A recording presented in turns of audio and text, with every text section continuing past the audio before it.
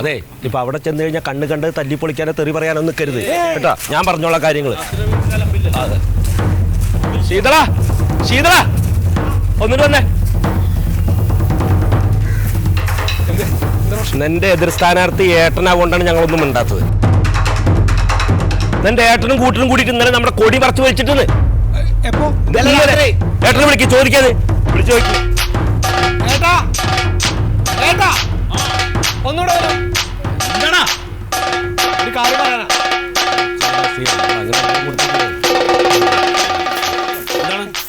ചേട്ടന്റെ പാർട്ടിക്കാർ കാണിച്ച പണിയാണോ? എന്റെ പാർട്ടിക്കാരോ? ഞങ്ങളുടെ പാർട്ടിയുടെ കൊടി വലിച്ചു കയറിയെന്ന്. അത് എന്റെ പാർട്ടിക്കാരാ അങ്ങനെ കൃത്യമായിട്ട് നിങ്ങൾ പറയണത്? അവിടെ കിടന്ന് മൊയ്ത് കിടന്ന് കറങ്ങണ്ടായിരുന്നു രാത്രി.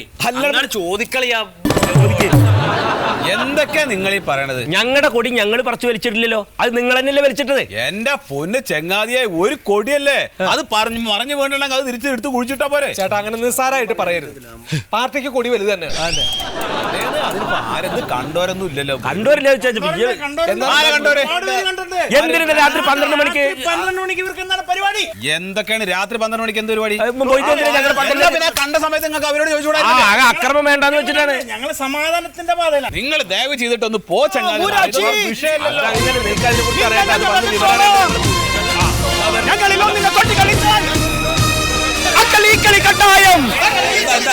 സത്യശീല, ഇന്നലെ രാത്രി നമ്മൾ കഷ്ടപ്പെട്ട് ഒട്ടിച്ച എല്ലാ പോസ്റ്ററും ഇവർ കീറിക്കണം.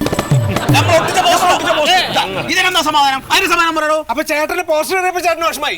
ഞാൻ ഈ കൊടി കയറിയവരെ പറയുമ്പോ ചേട്ടന് ഒരു അടക്കമുണ്ടായിരുന്നു. ഇതൊക്കെ തന്നെ ഞാൻ പറയുന്നത്. കുറെയൊക്കെ നമ്മൾ കണ്ടില്ല കേട്ടില്ല നടിക്കേണ്ടി വരും. അങ്ങനെ എല്ലാം കണ്ടില്ല കേട്ടില്ല എന്ന് അടിക്കാൻ പറ്റില്ല. ഇതിന് ചേട്ടനോട് തീരുമാനം ഉണ്ടാക്കാം. എന്ത് തീരുമാനം ഉണ്ടാക്കാൻ എനിക്കറിയില്ല. ഇനി ഇവര് തീരുമാനിച്ചോളൂ. താങ്കൾ കണ്ട